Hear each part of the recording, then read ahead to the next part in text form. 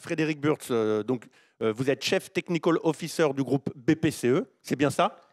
On va dire oui. On va dire oui. Bon, alors je l'ai fait à l'anglaise. Voilà, donc bonjour et merci d'être avec nous. Bonjour à tous. Nicolas Castoldi, bonjour également. Et vous êtes directeur délégué auprès du directeur général de l'AP-HP, donc l'Assistance publique Hôpitaux de Paris. Voilà, on va parler de e-santé évidemment avec vous, donc merci aussi d'être avec nous. Et Laetitia Orsini-Sharps, bonjour. Et vous êtes directrice grand public pour Orange France. Voilà, donc on va parler de cette petite contradiction dans les chiffres et dans les éléments. Alors, je vais commencer peut-être avec vous, Nicolas Castoldi. Dans le baromètre, on constate effectivement, comme on l'a dit, que les usages de la e-santé sont extrêmement forts. Alors, dans le mapping, on ne le voyait pas, mais c'est 93% et c'est même en hausse. Et pourtant, alors on est même juste derrière la e-administration, on est devant le e-commerce, on est devant le e-banking. Et pourtant, quand on regarde, on interroge la question de la confiance, on se rend compte, là aussi le chiffre n'apparaît pas dans le mapping, mais c'est 52 ou 53%, voilà, 52%, je regarde mes notes, excusez-moi, de confiance. Et là, on se retrouve derrière l'administration, derrière le e-banking et derrière le e-commerce avec des chiffres même à moins 8, moins 10. Alors, comment est-ce qu'on peut expliquer ça? Bonjour à tous. C'est une très bonne question. Merci. C'est une très bonne question. On l'a préparé. Hein. Non, je sais, mais je me donne le temps de réfléchir à ma réponse. C'est une très bonne question et je pense qu'il y a vraiment quelques enseignements frappants dans ce baromètre qui est toujours stimulant, mais particulièrement cette année. Je trouve que ce décalage-là, il est très frappant entre des usages qui sont désormais massifs et puis une confiance qui reste à construire. Je pense que ce qui explique en partie ça, c'est la nature des usages. C'est-à-dire que je pense qu'on voit tous bien que la e-santé, à la fois, commence à être une réalité, et on le voit dans les usages, mais pour l'instant, ces usages ne sont pas encore infiniment développés. On est dans le versant, on va dire, administratif de la e-santé, dans la simplification des démarches de prise de rendez-vous sur Internet, de transmission de pièces d'information, par exemple à des hôpitaux comme à la PHP, avant d'être admis à l'hôpital. On est au début de ce processus-là. Donc on est encore dans un moment où la confiance, c'est-à-dire cette espèce de mélange entre le sentiment que ça se passe bien, que ça se passera bien, et puis qu'il y a fondamentalement quelque chose à tirer de tout ça, voilà, on est encore au début de ce chemin. Ce que je trouve très frappant aussi, peut-être pour rebondir, et je ne m'attendais pas du tout à voir ça sortir comme ça, l'extrême intérêt pour les questions de prévention, et puis les usages, et la force de conviction des usages, c'est-à-dire ceux qui ont commencé font utiliser les outils numériques pour les accompagner un peu au quotidien dans la gestion de leur santé, ont clairement une conscience très forte de ce potentiel-là. Et donc, quelque part, ça confirme un peu ce qu'on vient de se dire, c'est-à-dire que la e-santé, ça peut être prendre un rendez-vous sur Internet, ça peut être transmettre des documents ou ce qu'on voudra. C'est aussi, et peut-être même surtout, être accompagné dans des parcours de santé, des parcours de soins sur une longue durée avec des objets connectés, les téléphones portables qui sont capables de vous dire combien de temps vous avez marché et de vous inviter à faire plus. Voilà, cet univers-là s'ouvre et je pense que c'est ça le message derrière. Oui, tout à fait. D'ailleurs, vous le dites, hein, les 3 premiers usages de la e-santé aujourd'hui, c'est 1, Amélie, 2, Doctolib, 3, Doctissimo. Donc, c'est des usages, comme vous disiez, administratifs. Il reste maintenant à construire les usages où la confiance va être en jeu. Effectivement, on va en parler juste après, téléconsultation, télémédecine et autres. Merci. Frédéric, même question, les usages e-banking sont très forts, mais par contre, alors, la confiance est en baisse assez sensible. On perd 5 points dans le baromètre cette année, on perd 4 points par rapport à il y a 2 ans. Alors la question que j'ai envie de vous poser, c'est celle un peu provoque de l'intitulé de cette table ronde. A-t-on réellement finalement besoin de la confiance pour construire des usages numériques quand on voit que dans le e-banking, des usages sensibles et nouveaux, le paiement sans contact, les opérations bancaires à travers les téléphones mobiles, etc., se développent extrêmement fortement avec une confiance qui recule finalement? Encore une bonne question. Donc nous, ce qu'on voit, c'est qu'on a une augmentation très forte des usages. Là, les choses typiques, c'est les paiements sans contact. Hein. Vous avez vu d'ailleurs, ils sont considérés comme... les Français ont confiance dedans. On a plus de la moitié aujourd'hui des paiements en magasin qui se font sans mettre la carte dans la fente pour taper le code, quoi. Donc, c'est arrivé. Donc, on avait des Français qui avaient le choix entre avoir la Covid ou bien payer en mettant leur carte. Ils n'ont pas hésité. Donc, la peur de la Covid a été plus forte que la peur de payer avec sa carte. Et maintenant, on a ces usages-là qui se développent de manière très forte. Donc, c'est plus de la moitié des paiements qui sont comme ça. Avant le Covid, juste pour info, pardon, avant le Covid, c'était combien de pourcentage? Je ne sais pas les chiffres avant le Covid parce que j'ai regardé celui de maintenant. Voilà, mais c'était beaucoup plus faible. C'était pas aussi répandu. Bon, après, on a passé de 30 à 50 euros. Les commerçants ont été plus cool. Puis ça va aussi dans le sens d'éliminer le cash dans les transactions. Bien sûr. Donc ça, c'est le premier. Le deuxième, alors là, qui est phénoménal, c'est l'usage de l'application mobile. Hein. Donc les gens qui la téléchargent et qui se mettent à l'utiliser, ils l'ouvrent une fois par jour. Et c'est de nature vraiment à créer de la confiance, parce qu'on peut aller consulter son compte, on voit s'il n'y a pas eu des transactions bizarres, etc. Donc ça, c'est vraiment hyper solide. Et effectivement, on dit qu'on perd, je sais plus, 5 ou 6 points. Alors moi, je suis allé regarder pas la présentation qui a été faite, mais les 200 pages de l'étude. Hein, oui, la version exhaustive. Voilà. Et la question qui est posée, c'est est-ce que c'est sans risque d'utiliser la banque à distance? Elle n'est pas, est-ce que vous avez confiance dans votre banque à distance? Et en fait, effectivement, elle baisse de 6 points.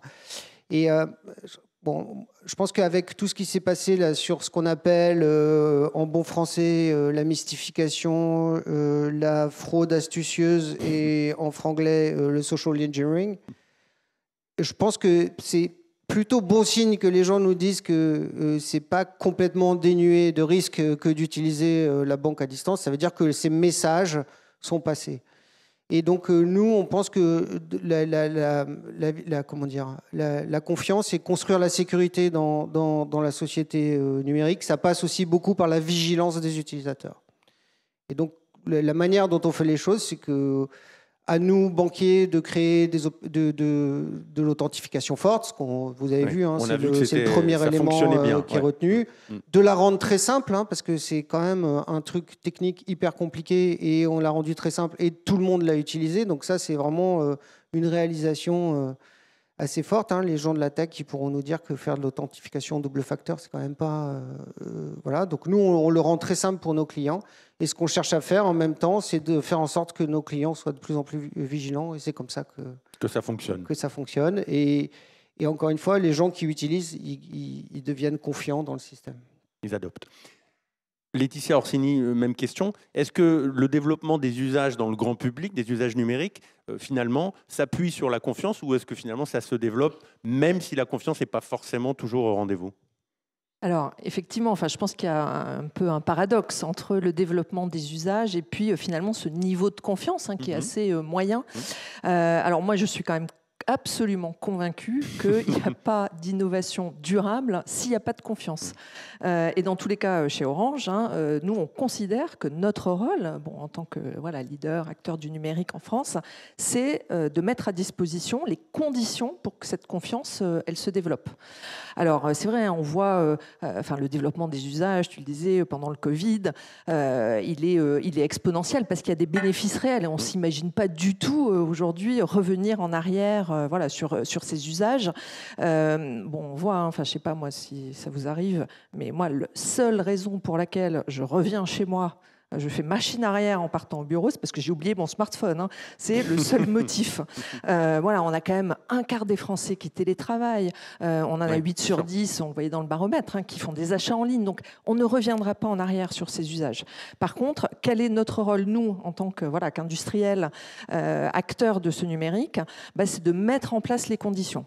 Alors, ces conditions, pour moi, elles sont de 3 ordres. Le premier, c'est déjà de rendre accessible, Monsieur le ministre l'a évoqué tout à l'heure, il faut déjà rendre accessibles les réseaux.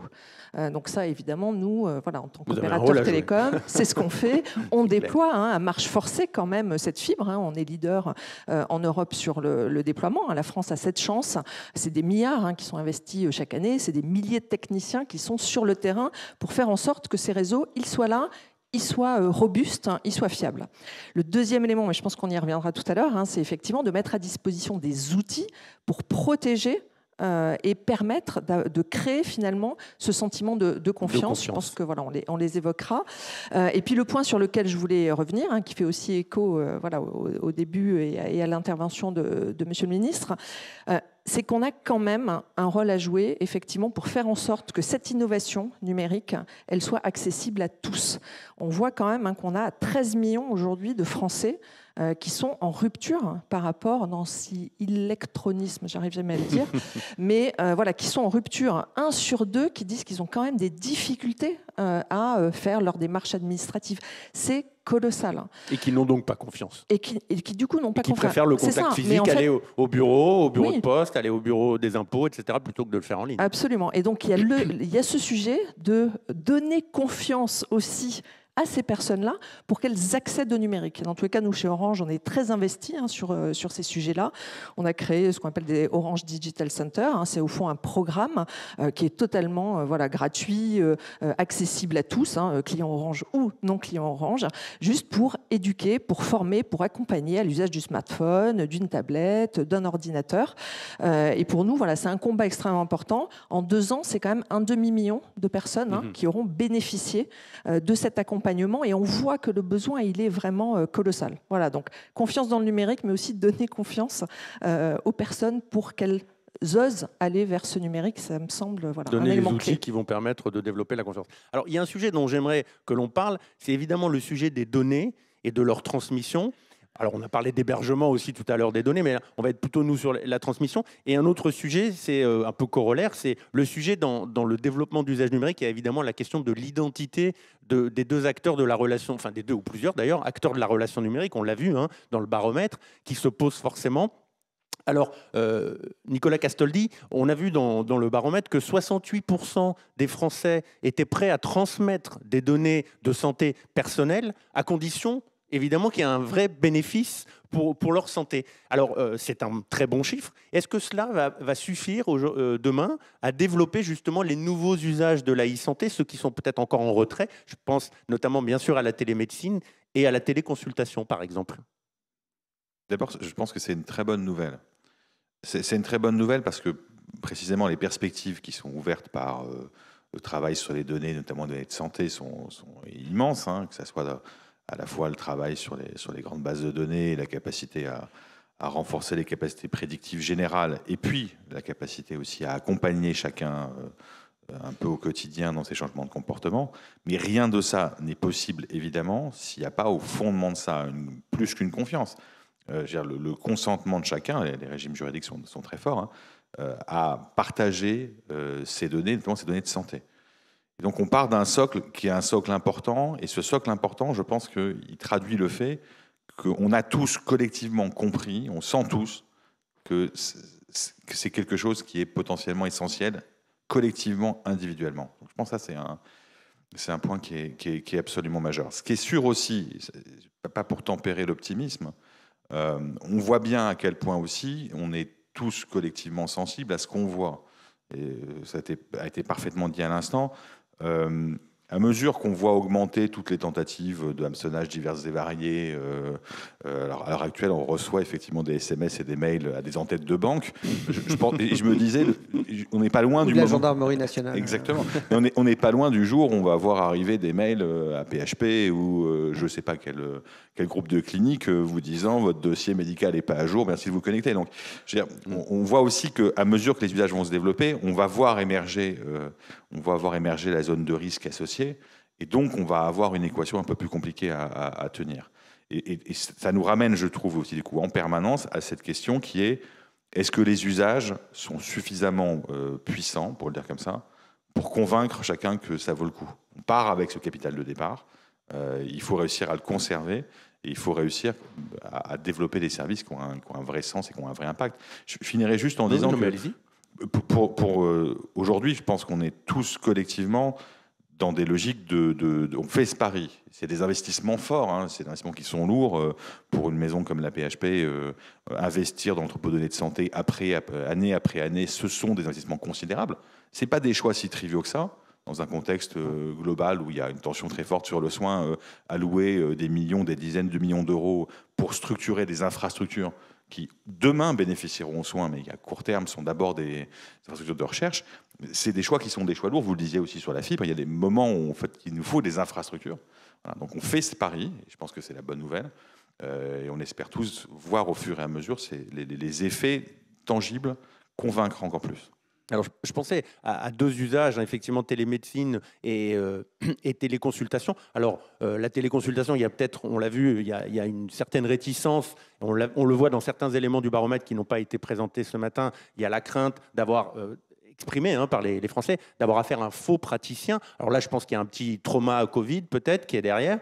Et sur la télémédecine, il y a aussi une question qui émerge, c'est la crainte là aussi d'avoir un diagnostic erroné sur la base de données, alors je le cite de mémoire, non validées par un médecin. Donc là aussi, dans la e-santé, il y a l'émergence, enfin plus que l'émergence aujourd'hui, le développement de nombreux acteurs qui ne sont pas forcément des acteurs référents médicaux et qui ont, je dirais, voix au chapitre. Là aussi, pour créer la confiance, est-ce que là aussi, il y a des choses à structurer? Vous le disiez un petit peu, il y a des investissements, mais il y a aussi peut-être de la structuration de l'organisation à opérer? Moi, je le dirais peut-être autrement. Je pense que c'est évidemment une très bonne question, mais je le dirais un peu autrement. L'univers numérique, c'est pas un empire dans un empire. Il s'inscrit, enfin, il prolonge, il dédouble, mais il reprend quelques-unes des caractéristiques de l'univers physique. Je veux dire, et dans l'univers physique, ce qui est certain, c'est qu'il y a une confiance socle dans les soignants, dans les médecins, qui est extrêmement forte. Et au fond, je veux dire, on voit ça revenir dans l'univers numérique, qui effectivement facilite l'accès aux charlatans aussi. Ça, c'est l'inconvénient. Si on prolonge ce mouvement-là, moi je trouve qu'on a du coup une question, et en un sens on l'a bien vu, je trouve, dans d'autres secteurs, qui est comment les usages numériques se construisent et comment les nouveaux acteurs économiques qui arrivent, comment dire,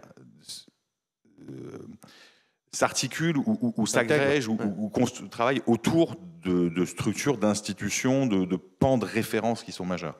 Et c'est un des sujets dans le champ de la santé. Je pense que, par exemple, des grandes institutions comme la PHP ont un rôle à jouer un peu central pour permettre à un ensemble d'acteurs économiques, de services, de solutions, de venir, en un sens, s'agréger à cet univers, et avec une question pour nous de savoir comment on est aussi garant de cette confiance collective. Les grandes banques ont réussi à faire ça, voilà, les grands acteurs des télécommunications également. Donc, réussir à jouer ce rôle-là, parce que on a un risque très spécifique, je trouve, à la e-santé, qu'on a vu un peu partout, hein, mais qui est la démultiplication de tout petits acteurs, parfois fragiles, dans des logiques où tout le monde se dit je vais réussir avec un usage, une app, à constituer mon petit jeu de données.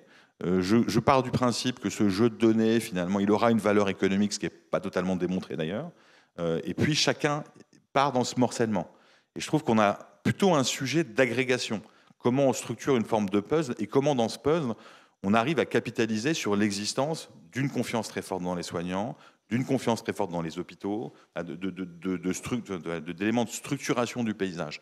Et parce que voilà, le morcellement, c'est le sujet. Et ce n'est pas un hasard, en un sens, si les premières difficultés, on les a vues dans des logiques de plateforme. Et je pense que c'est un questionnement évidemment énorme pour ceux qui deviennent des places de marché ou des places de marché pour l'accès à des soignants, que de se poser la question de savoir dans quelle mesure elles peuvent garantir une forme de confiance possible dans les gens qui s'inscrivent. Voilà, et couvre un cabinet virtuel. Ce qui, en un sens, on a découvert que c'était évidemment assez facile. On aurait pu ouvrir un cabinet virtuel. Donc effectivement, la référence, les acteurs référents, c'est évidemment au-delà des aspects techno, etc. Il y a évidemment les acteurs qui ont un rôle capital à jouer dans la construction de la confiance dans le numérique. Vous l'avez dit, dans le monde de la santé, comme dans les mondes bancaires, etc., dans d'autres univers. Frédéric, question également, on le voit, là aussi, c'est toujours un peu les mêmes enjeux d'identification, etc., de confiance. Bien sûr, dans le développement de crypto-monnaies, NFT, on le voit, ce sont des usages encore peu répandus, mais finalement, on voit que ceux qui les pratiquent ont plutôt confiance, globalement. Donc là aussi, la même question, c'est finalement, est-ce que la confiance est nécessaire? Et deuxième question, un peu corollaire, finalement, à ce que vient de dire Nicolas Castaldi, est-ce que vous, réseau bancaire, vous avez un rôle à jouer en tant que référent de confiance dans le développement des usages, NFT, crypto-monnaies, etc. Alors effectivement, le baromètre disait qu'il y avait 25% des Français qui seraient prêts à s'y intéresser et que parmi ceux qui s'y intéressent, ils sont confiants à 75%. Oui. Bon, je pense que ça reprend ce que j'ai dit tout à l'heure. Hein, c'est quand on se met à l'utiliser, on a confiance. Quand on est dehors, on n'a pas. Et après, il y a une deuxième partie dans ta question qui est quelle est la relation et le rôle des réseaux bancaires avec ce qu'on va appeler vulgairement les crypto-monnaies. Donc, nous, on pense que il va y avoir le monde financier va intégrer une dimension de blockchain publique. Voilà, donc ce qu'on appelle des crypto-assets, Oui. Alors, je ne sais pas si en bon forcément, français, des biens crypto. Des biens crypto, et qui sont pas nécessairement tout ce qu'on a vu pendant, qui a été exacerbé pendant la pandémie, hein, quand il y avait beaucoup d'argent et on ne savait pas aller les mettre et tout le monde faisait comment dire, essayer de faire des affaires florissantes en achetant et en vendant des crypto-monnaies. Nous, on pense que c'est plutôt un outil qui va permettre de dématérialiser, par exemple, un titre de possession. Donc, l'industrie du luxe s'y intéresse beaucoup. Si vous achetez un sac à un certain prix, vous avez donc un token non fongible qui va avec, qui prouve que vous l'avez. Quand vous le faites réparer, on sait que c'est le vôtre. D'accord. Si donc, une traçabilité en plus. Voilà, c'est traçable. Il y a des gens qui imaginent que les artistes qui vont vendre un tableau, on va vendre un token avec, puis quand il sera revendu et s'il y a un bénéfice, ils toucheront un bout de ce qu'ils ont touché. Enfin, il y a plein de choses à inventer avec ça. Et donc nous, on pense que notre rôle dans ce monde-là, c'est d'être les gens qui vont permettre à nos clients de conserver tous ces biens-là. Parce que si vous avez demain 50 tokens qui se promènent de partout, comment vous y accédez, comment vous savez, etc. Et donc là, il y a le rôle de confiance de la banque pour conserver de dépositaire vos produits, de confiance. Voilà, pour le conserver, pour que vous puissiez l'utiliser. Donc ça, c'est ce à quoi on travaille. Et puis, on parlait de souveraineté, etc. Bon, moi, je préfère que les Français qui possèdent des bitcoins ou de l'Ether, ils soient déposés dans un compte et garantis ils soient conservés par un banquier français que par une entreprise chinoise, quoi. Donc voilà. Donc ça fait aussi partie des choses sur lesquelles je pense que les banquiers ont un rôle à jouer. Donc effectivement. Et ça pourrait, cette confiance, en développant finalement cette confiance, ça pourrait développer des usages aussi. Donc les réseaux bancaires ont un rôle à jouer. Il y a des nouveaux usages qu'il faut faire, c'est-à-dire que il ne faut pas juste voir les blockchains comme étant juste des endroits pour faire du spiel et essayer de gagner de l'argent en 2 jours, mais qu'il y a vraiment un usage. Et nous, là-dedans, on va être les gens qui vont les rendre utilisables par les clients. Aujourd'hui, si vous perdez vos mots de passe, vous perdez tous vos biens dans la blockchain publique. Quand un client il perd son mot de passe pour accéder à la banque, on ne lui supprime pas ses comptes et on ne se les met pas dans la poche. On lui redonne un mot de passe. Donc ça, c'est le genre de service sur lesquels on bosse aussi, qui sont de nature à créer de la confiance là-dedans. Okay. Alors, autre sujet très important qu'on a pu voir effectivement dans le baromètre, c'est évidemment la question de l'intelligence artificielle. Là aussi, on voit que 54% des Français dans le baromètre disent avoir confiance dans l'intelligence artificielle. Alors, comme l'a dit tout à l'heure Delphine, intelligence artificielle, c'est un peu un mot global. On peut mettre beaucoup de choses dedans. Alors, on entend parler en ce moment, ces jours-ci, beaucoup de chat GPT, bien sûr. On entend parler aussi, j'ai lu un article sur des outils d'aide en IA, basés sur l'IA au diagnostic médical. On entend parler évidemment aussi beaucoup d'outils de défense, de cyberdéfense fondés sur l'intelligence artificielle. Alors la question que j'ai envie de vous poser à tous les trois, en commençant peut-être avec vous, Laetitia Orsini, c'est effectivement quelle place est-ce qu'il faut accorder à l'intelligence artificielle et dans vos métiers à vous, quelle place ça va prendre ? Alors effectivement, nous, on travaille beaucoup, de fait, avec l'intelligence artificielle, avec un souci, je dirais, permanent que toutes les innovations qu'on développe, pour nous, elles doivent être centrées quand même sur l'humain, c'est-à-dire c'est toujours au bénéfice de l'humain, et ça doit être de manière responsable. Alors effectivement, on utilise l'IA, alors peut-être pour prendre quelques exemples. Par exemple, aujourd'hui, quand on envoie un technicien pour faire une réparation d'une fibre qui est endommagée, on va lui mettre à disposition, tout simplement sur son smartphone, un outil qui va lui permettre de prendre une photo avant de réaliser l'intervention, une photo après avoir réalisé l'intervention. Et en temps réel, en fait, l'intelligence artificielle va, dans 95% des cas, détecter qu'effectivement la réparation a été bien faite ou mal faite, et va pouvoir immédiatement lui pointer effectivement quel est l'endroit où il a peut-être mal connecté. Et on sait que ça, c'est quand même un sujet voilà, important pour les clients, hein, pour nos clients d'être réparés du coup au plus vite. Et c'est évidemment des sujets de gain de coûts, d'économie, pour ne pas avoir à renvoyer plusieurs fois un technicien. On sait très bien que le sujet est très sensible. Alors là, c'est un outil d'alerte, mais pas de décision. Non, c'est un outil qui va permettre quand même de pointer au technicien en lui disant c'est ici que voilà, la connexion c'est mal faite. Donc c'est quand même un outil d'action dans tous les cas en temps réel. Deuxième exemple, on utilise par exemple pour recommander à nos clients l'offre la plus adaptée.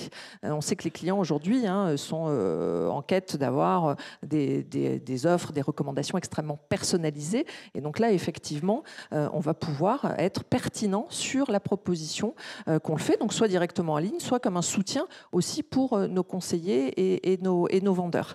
Mais quand même, moi je reviens sur un point, donc oui, il y a de la confiance, on voit quand même dans d'autres sources qu'il y a quand même uniquement 30% des Français qui voient l'utilisation de l'IA comme un avantage versus un inconvénient. Oui. Donc ça reste quand même aujourd'hui très mitigé. Et dans tous les cas, nous, on considère que c'est notre rôle de créer ce climat de confiance. C'est pour ça qu'on est d'ailleurs très engagé. On a lancé une initiative qui est une coalition, au fond, Positive AI, qu'on a voilà, mis en place avec L'Oréal, avec Malakoff Humanis et BCG Gamma, qui a pour ambition d'être une plateforme, d'abord, d'échange, à la fois entre des experts, mais aussi des dirigeants, parce que je ne crois pas que l'IA doit être qu'un sujet d'experts techniques. Voilà.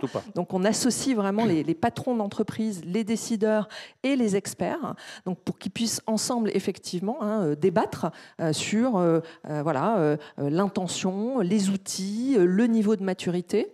On a développé un référentiel avec cette association et du coup un label qui sera mené avec un process d'audit par une société externe pour aider les entreprises en fait à mesurer leur niveau de maturité. Et on voit, parce qu'on a d'ailleurs nous vécu comme L'Oréal ou comme Malakoff, la difficulté au fond nous-mêmes de mettre en place nos propres critères et la manière finalement de mesurer est-ce qu'on fait bien avec cet outil qui a un potentiel incroyable mais qui doit être toujours contrôlé par l'humain et au service d'humain. Une IA vraiment responsable et raisonnée. Et puis c'est aussi une instance qui va nous aider à contribuer, on va dire, au débat public. Donc, effectivement, une logique de, oui, bien sûr, l'innovation, enfin, voilà, évidemment, on est promoteur d'une innovation, mais toujours responsable, maîtrisé, au service de l'humain et contrôlé par l'humain. Et je crois que c'est vraiment ça la clé pour donner confiance à terme sur ce type de technologie. Nicolas Castaldi, des médecins qui se font aider par un outil de diagnostic basé sur l'IA, c'est déjà c'est pour demain, c'est pour après-demain ou c'est tout de suite déjà? Non, c'est déjà le cas. Alors pas sur du diagnostic, enfin pas sur souvent pas sur du diagnostic de pathologie, mais si vous allez dans un service d'imagerie, vous avez aujourd'hui des algorithmes, par exemple en radio, qui vous aident à lire très vite, savoir si c'est cassé, pas cassé. Typiquement. Donc des choses comme ça existent déjà aujourd'hui. Elles se développent dans tous les champs, notamment tous les champs autour de ces enjeux d'imagerie, radio, scan, IRM, ce qu'on voudra, avec derrière une interprétation qui est facilitée, accélérée, et qui permet aux soignants experts de en guillemets, pas perdre du temps sur les choses qui sont triviales. Et je trouve que c'est ça la logique derrière. D'ailleurs, on peut, dans toutes ces questions de confiance, c'est pas simplement l'intelligence humaine pour contrôler l'intelligence artificielle, mais c'est aussi une manière d'enlever la charge aux humains de tout ce qui en réalité est facile. Sans valeur ajoutée, ouais. Exactement. Avec la question de savoir jusqu'où ça va, bien sûr. Après, si on regarde un peu, au fond, il y a deux grands champs qui s'ouvrent. Le premier, c'est celui que j'évoquais, donc qui est finalement une capacité d'interprétation démultipliée et donc une assistance technologique à l'interprétation et au diagnostic, qui est un champ qu'on voit tous bien venir. On voit aussi commencer à se développer les symptômes checkers, bref, tout ce qui peut permettre à un soignant, lorsqu'il voit le patient, d'avoir un certain nombre d'informations qui ont été déjà traitées et qui ouvrent des pistes diagnostiques et qui permettent de préparer la consultation.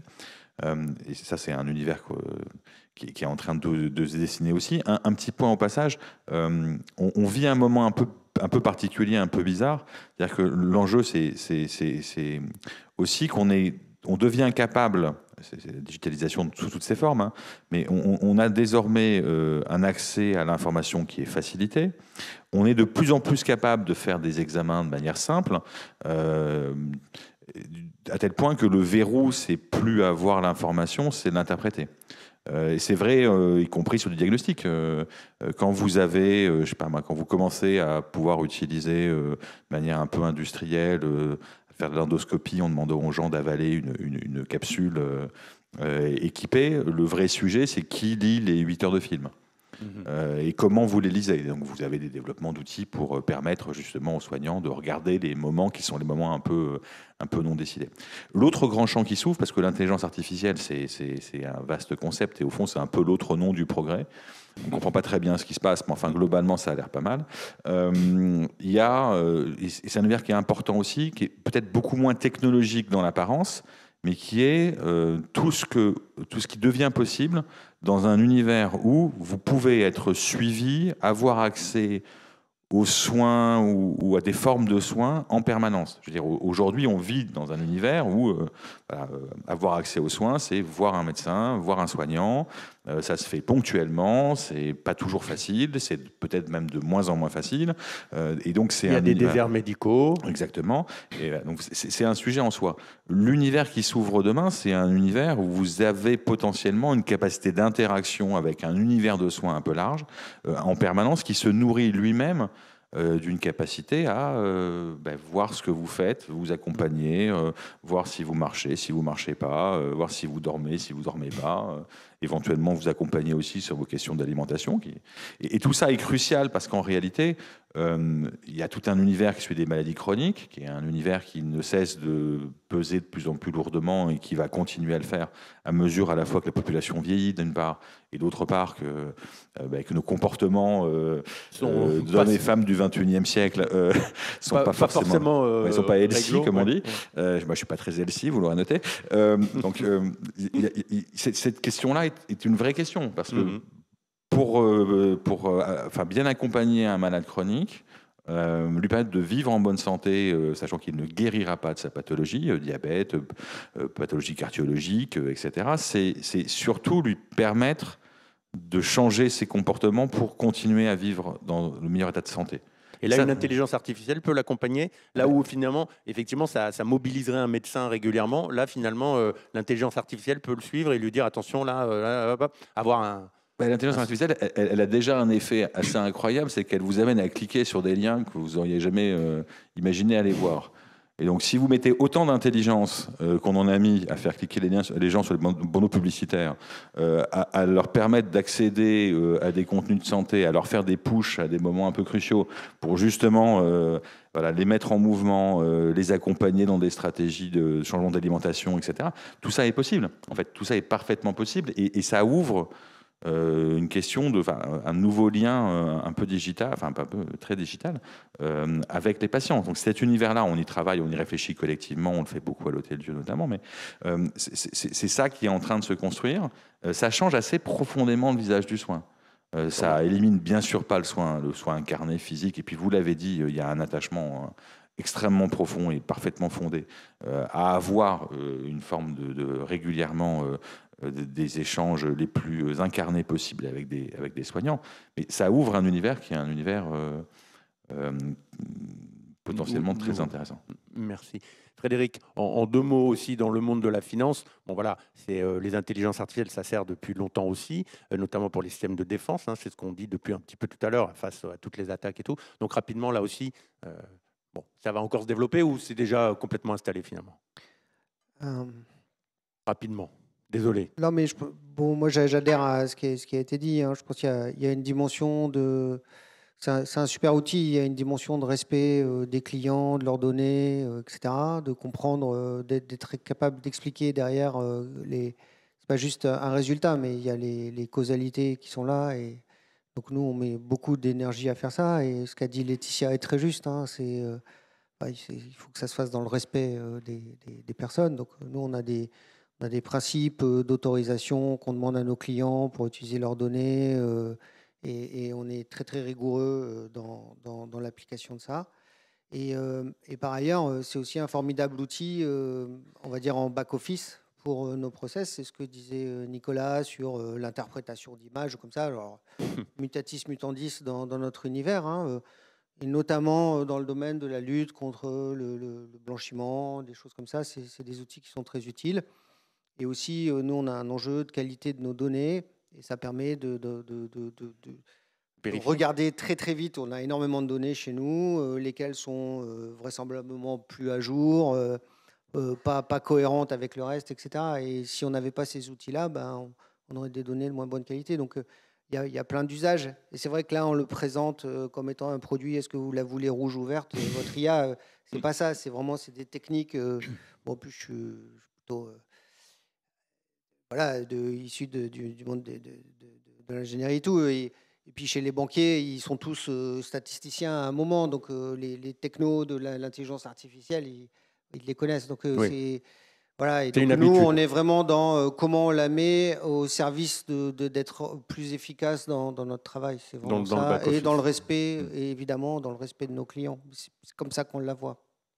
Alors, il y a une question là aussi que je voulais vous poser. Depuis 10 ans, on voit dans le baromètre que les dépositaires les plus récurrents de la confiance, c'est d'abord l'État et tout ce qui en dépend, bien sûr, quand même, malgré tout, même s'il est critiqué parfois, bon, ça reste un dépositaire de la confiance. Et puis, bien sûr, les réseaux bancaires. Alors, la question que j'avais envie de vous poser, c'est demain, finalement, à qui est-ce qu'on va remettre sa confiance? Est-ce que ça va évoluer, ce périmètre? Ou est-ce que, voilà, par exemple, je pense à des entreprises qui sont détentrices d'une technologie. Alors, il y a beaucoup d'entreprises américaines. Hein, je pense à Google, à des Apple, à des Amazon, etc. Mais pourquoi pas, bien sûr, en France, à un Orange? Est-ce que ça peut évoluer? Est-ce que des entreprises comme ça peuvent être des dépositaires de confiance au même titre qu'un État ou qu'un réseau bancaire? Dans tous les cas, oui, nous, on en a la conviction absolue et on pense que c'est nécessaire pour répondre aux attentes de nos clients. Donc, tout le débat, c'est comment est-ce qu'on met à disposition des outils qui créent ce socle en fait de confiance et surtout comment on les fait connaître et utiliser. Nous, on a développé un certain nombre d'outils. Je pense, on parlait tout à l'heure des appels malveillants. Nous, on a une application qui s'appelle Orange Téléphone qui est ouverte à tous, qui permet de détecter et de bloquer les appels malveillants. On a déjà eu 5 millions de téléchargements. Donc voilà, maintenant, on sent bien que le besoin, il est colossal. On a des offres sur, effectivement, pour vos flottes de téléphones mobiles, cyberfiltre ou cyberprotection pour un PC, qui permettent, là justement, on allie là aussi l'intelligence artificielle et humaine. Hein, on le fait ça avec Orange Cyberdéfense, hein, qui est quand même très armé sur ces sujets-là, pour effectivement proposer des solutions. Mais on voit bien dans le baromètre aujourd'hui qu'en fait ces solutions, elles sont peu utilisées. D'ailleurs, nous on a des clients qui pensent être protégés, en fait ils ne le sont pas. Donc d'arriver, nous, et je crois que c'est notre challenge, hein, de mettre en place des solutions qui soient compréhensibles, qui soient faciles d'accès, faciles d'installation, pour effectivement contribuer à cette confiance. Et je pense, bon, évidemment, Orange, qu'on a un ADN de confiance. Il n'y aura pas de concurrence. Je veux dire, vous n'allez pas prendre la confiance à quelqu'un d'autre. Il n'y a pas de conflit, c'est une extension de la confiance. Exactement. On est dans l'extensif. Je ne pense pas qu'on soit sur ces sujets-là, mais c'est un peu ce que je disais aussi sur l'intelligence artificielle. Je pense que c'est un travail collectif. Il n'y a pas de compétition entre un acteur ou un autre. Nous, ce qu'on veut, c'est effectivement créer ce climat de confiance pour que les usages se développent. Et donc, c'est vraiment mettre l'intelligence collective, effectivement, à développer ce sentiment-là et ces outils. Alors, Nicolas Castaldi, dans le domaine de la santé, les hôpitaux publics, etc., peuvent être des dépositaires et sont d'ailleurs, on leur fait confiance d'une manière générale. C'est ce que j'allais dire. Je pense qu'il y a une réponse simple et il y a une réponse compliquée. La réponse simple, c'est en termes de données, de dépôt, Les hôpitaux sont déjà en fait, dépositaires de données significatives. Je pense qu'ils pourraient l'être plus encore demain. Et comme je le disais tout à l'heure aussi, il y a un enjeu à essayer de réagréger les sources de données entre elles, avec en leur centre des institutions qui puissent jouer ce rôle de pivot dans des logiques d'infrastructure. Après, un deuxième point auquel je sais moins facilement répondre, et pour rebondir à votre question sur ChatGPT, il y a, je trouve, l'énorme question de la source d'information médicale, qui est une question extrêmement compliquée à traiter. Il ne vous aura pas échappé que parmi les règles implicites de ChatGPT, il y a le fait de ne pas donner de conseils médicaux précis. Voilà. En même temps, si vous regardez les requêtes Google, si vous regardez, vous mentionniez tout à l'heure un site d'information dans ce domaine, je pense que ça, c'est une vraie question qui est, la source d'information médicale crédible. Et ça, on sait que c'est extrêmement compliqué, que les médecins, les sociétés savantes, il y a une très grande attention à ça. En tant que journaliste, on y est très sensible. Hein. La source de l'info et sa véracité, enfin sa vérité plutôt. Oui. Et sachant que dans le champ sanitaire, vous avez deux niveaux. Hein. Vous avez l'information générale, comment ce qu'on vous dit déjà n'est pas n'importe quoi. Au passage, il y a quand même on voit une effervescence dans toute une offre de type naturopathie associée sur Internet qui se porte plutôt bien. Hein. Et je pense que voilà. Et puis deux, il y a l'application, enfin la caractérisation de votre situation à vous. Est-ce que vous êtes malade? Est-ce que vous l'êtes pas? De quoi? Qu'est-ce que vous devez faire? Voilà. Et ça, il y a indiscutablement un besoin, encore une fois, il faut regarder les requêtes Google, c'est une évidence. On le fait tous au passage d'ailleurs, de rentrer de manière, quelques symptômes de manière aléatoire. Voilà. Donc, et ça va arriver.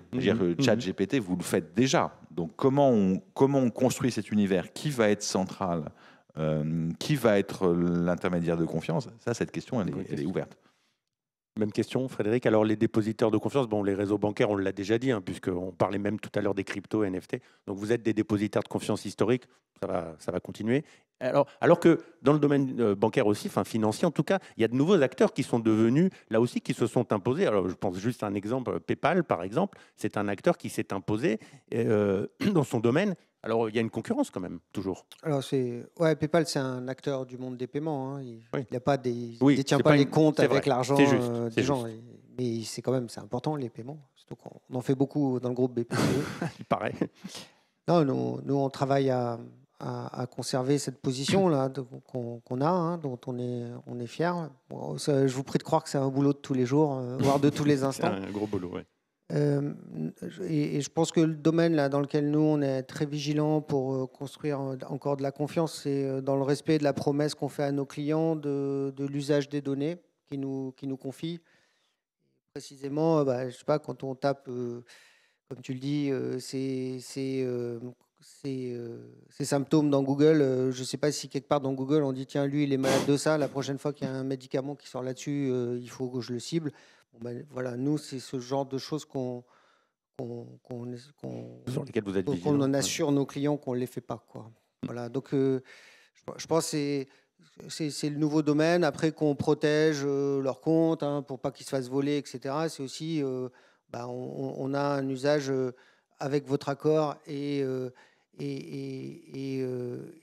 correct des données que vous nous confiez. On ne s'en sert pas pour faire n'importe quoi parce qu'on est désespéré de gagner 3 € en plus. Quoi. Non, la relation de confiance qu'on a avec vous, elle passe aussi par là.